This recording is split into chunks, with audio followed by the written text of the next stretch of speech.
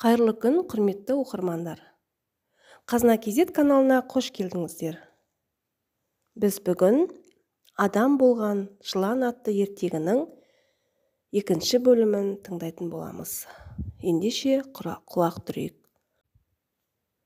Хабаршы жіберіп, жылқышылардан ең жүйрік ат ұстап бер деп сұрайды. Жылқышылар жүйрік ат әкеп береді. Қолына темір құрық алып, патшаның сарайына қарай кете береді. Патшаның ауылына жақындағанда, айтқандай, төбенің үстінде үлкен қара ит жатыр екен. Құрман жақындап келгенде, арпылдай үріп тұра ұмтылады. Құрман жалт беріп, бет алды қаша жөнеледі. Ит те қуады. Қаша-қаша талай жерге барғанда, ит қуып жете бергенде, атын кілт бұрып итті қайта қуады. Ит қашады. Ол қуады. Әрі-бері қуғаннан соң ит шаршайды. Итті қуып жетіп құрықпен соғып, іннен інге тығып өлтіре сабайды.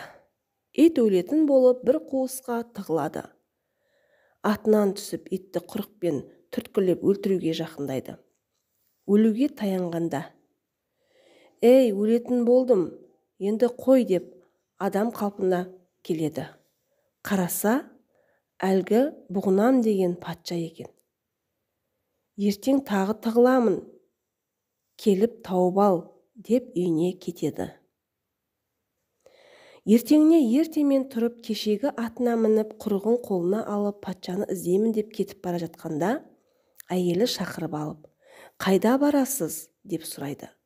«Патшаға барам, кешегі итті қуам, әйтпесе бір жерде жүрген шығар» дейді. «Жоқ, сен олай етпе, құрығыңды таста да үйіңе бар. Патша қайда?» деп әйелдерінен сұра. Әйелдері, «Білмейміз» дер. Сен үйінен шығып, тауға қарай біраз жүрсең, алдыңнан үлкен кер жол шығады. Сонымен батысқа қарай жүре берсең, сол үлкен кер жолдан тауға қарай жалғыз аяқ жол шығады. Сол жалғыз аяқ жолмен біраз жүрсең, сайға түсесің. Сайдың арғы қабағында бір топ тобылғы тұр. Сол тобылғының ішінде қамшы сапқа жарайтын 3 тобылғы бар. Екеуі сары, біреуі түзу. Ал қалған біреуі қисық. Бірақ өте қызыл. Мына қисық тобылғы қамшыға шыдамды, берік сап болушы еді, және өзі қызыл екен деп, сол қисық тобылғыны кесіп ал. Сонан соң патшаны іздесең, тауып аласың, дейді. Қолындағы құрығын тастап, патшаның ауылына келеді.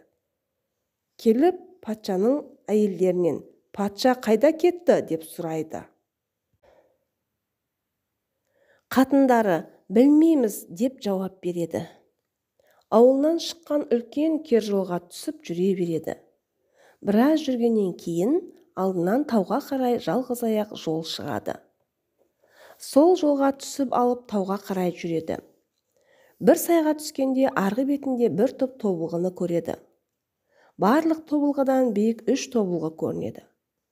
Осы тобылғыда қамшы сапқа жарайтын тобылғы бар ма екен, көрейінші деп атынан түседі.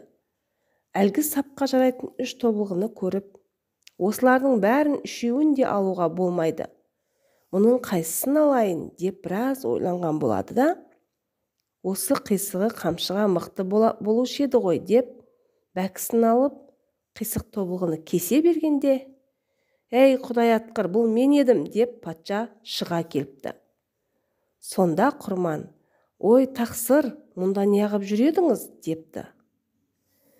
Патша қабағы салыңқы күйде ауылына қайтады. Ауылына жақындағанда, Құрман өз ауылына кететін болады. Сонда патша, «Ей, Құрман, сен мені 2 рет таптың. Ертең тағы бұғынам, келіп мені ізде» деп үйіне жүре беріпті. Құрман үйіне келіп, ертеңгісін атына мініп кетіп барады. Сол кезде әйелі көріп, «Құрман, атыңның басын бұра кет, қайда барасыз?» дейді. Құрман патшаны іздейтінін айтады. Әйелі: сен патшаның үйіне барған соң әйелдерінен патша қайда деп сұра. Әйелдері білмеймін дер. Сен қора қопсын, жер асты, жер үсті қазынасын тегіс көр. Сонда бірталай қызық көресің. Сонан соң үйін қара. Патша жататын төсектің бас жағында 3 ақ семсер, қылыш аяқ жағында 3 ақ семсер жатыр. Ойпырмай, мынау не деген семсер, мұның қайсысы өткір болды екен деп, бәрін бір-бірлеп ұстап көр де, бас жағында жатқан 3 семсердің ортасындағысын алып, далаға шығып, үйінің алдына үлкен тас бар. Сол тасқа қылыштың өткірлігін білу үшін шауып жібер. Сонан соң ханды тез табасың, дейді. Құрман патшаның үйіне барып, кілет қорасын қарап, онан жер үстіндегі қазынасын, онан кейін жер астындағы қазынасын көріп, түс қайтқанша серуендеп, түс қайта патшаның үйіне келіп, қатындарынан сұрайды. Қатындары: білмейміз, дейді. Осы қан таптырмайтын жаққа шықты деп төсегін ақтара бастайды. Айтқандай, төсегінің аяғында 3, басында 3 ақ семсер жатыр екен. Солардың әрқайсысын бір ұстап көріп, ойпырмай, мынаның қайсысы асыл болды екен? Шамасы наркескен деген семсерлер осы болғаны ғой, деп бас жағындағы 3 семсердің ортасындағысын алып, далаға шыға үлкен бір тасқа енді шабайын дегенде, ағатай-ай, мен едім ғой, деп патша шыға келіпті. Ал енді сен мені 3 рет таптың. Ертеңнен бастап сен тығыл. Мен сені іздеп табамын, деп Құрманды үйіне қайтарады. Құрман ерте тұрып, ауыл қасында үлкен жар бар еді. Соған қарай безіп бара жатқанда, әйелі шақырып алады да: қайда барасыз? деп сұрайды. Әлгі патша келмек еді. Ол маған: сен бүгін тығыл, мен сені іздеймін деген. Енді ана жарлардың бір жерінен орын дайындап қойып едім. Соған тығылайын деп барамын, дейді. Әйелі: хан кеше кісі жіберген, ертең тығылмай-ақ қойсын, іздемеймін депті. Үйде отыра бер, деп үйіне отырғызып қойыпты. Әйелі шай қайнатып әкеліп, екеуі шай ішіп отырғанда, патшаның ауыл жағына қараса, патша келе жатыр екен, дейді. Құрман ішіп отырған шайын тастай салып, кебеженің ішіне кіріп кетіпті. Өй, саған не болып қалды десе, ойбай, патша келіп қалды, дейді. Ендеше кебежені сықырлатпай бері кел, мына жерге тығыл, депті. Көзі жәутеңдеп, қай жерге тығыламын деп әйелінің қасына келіпті. Әйелі аузы күбірлеп тфу деген екен, ұршық болып кетіпті. Әйелі шайды жинап, ұршық еріп отыра беріпті. Патша келіп: Құрман қайда кетті? деп әйелінен сұрайды. Әйелі: білмеймін тақсыр, дейді. Патша үйін түгел қарайды, бірақ үйінен таппайды. Ауыл төңірегін қарайды, еш жерден таппайды. Үйін қайта қарайды, бірақ таппайды. Хан қайтар болып атына мініп тұрып, таппадым деп айғай салады.